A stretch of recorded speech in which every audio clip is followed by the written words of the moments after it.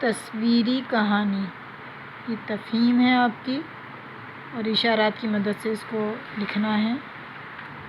اس میں دیکھیں یہ ایک باغ میں بچہ گھوم رہا ہے، پھر اس نے ایک پرندے کو پکڑا ہے اور اس کے بعد وہ گھر لے کے آیا ہے، پنجرے میں بند کیا ہوا ہے، پھر وہ اس کو آزاد کر رہا ہے، اور آخری تصویر میں جب آزاد کیا ہے تو وہ دیکھیں وہ پرندہ گھوم گھوم کے اپنی خوشی کا اظہار کر رہا ہے اور شکریہ ادا کر رہا ہے۔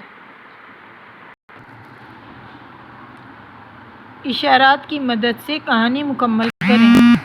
نیک دل بچہ، باغ، زخمی پرندہ، دیکھ بھال، پنجرہ، پرندے، حیران ہونا، آزاد کر دیا۔ ایک مرتبہ کا ذکر ہے، ایک بچہ حسن جو باغ میں اپنے ابو جان کے ساتھ سیر کو گیا۔ باغ میں گھومتے پھرتے اس کی نظر ایک زخمی کبوتر پر پڑی۔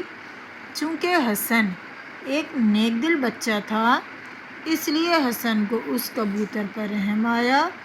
اس نے زخمی پرندے کو اپنی گود میں لیا، دیکھا تو اس کے پنجوں سے خون نکل رہا تھا۔ حسن کو یہ دیکھ کر بہت افسوس ہوا اور وہ اپنے ابو جان کی اجازت سے کبوتر کو گھر لے آیا اور اس کی دیکھ بھال شروع کر دی۔ اس کے لیے خاص طور پر خوبصورت پنجرہ منگوایا۔ دن گزرتے گئے اور آخرکار کبوتر کے زخم بھی بھر گئے اور وہ پنجرے میں اپنے پر پھڑپڑاتا رہتا، جیسے اڑنے کی کوشش کر رہا ہو۔ حسن کے والد نے حسن کو پرندہ آزاد کرنے کے لیے کہا تو وہ راضی نہ ہوا۔ پھر اپنے ابو جان کے ساتھ پھر باغ کی سیر کو نکلا۔ پھر 2 دفعہ آ رہا ہے۔ اچھا، یہاں پہ پھر کا ورڈ دوبارہ آیا ہے تو اس کو میں کاٹ رہی ہوں۔ پھر اپنے ابو جان کے ساتھ باغ کی سیر کو نکلا تو انہوں نے حسن سے ان پرندوں کو دیکھنے کا اشارہ کیا جو آزادی سے گھوم پھر رہے تھے اور چہچہا رہے تھے۔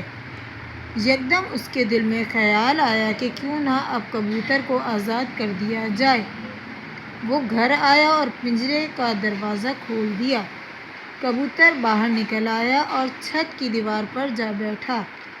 حسن کو بھی اس کی آزادی دیکھ کر خوشی ہوئی اور کبوتر بھی جس انداز سے حسن کے گرد چکر لگا رہا تھا تو ایسا محسوس ہو رہا تھا کہ جیسے وہ حسن کے اس کو آزاد کرنے پر شکریہ ادا کر رہا ہو۔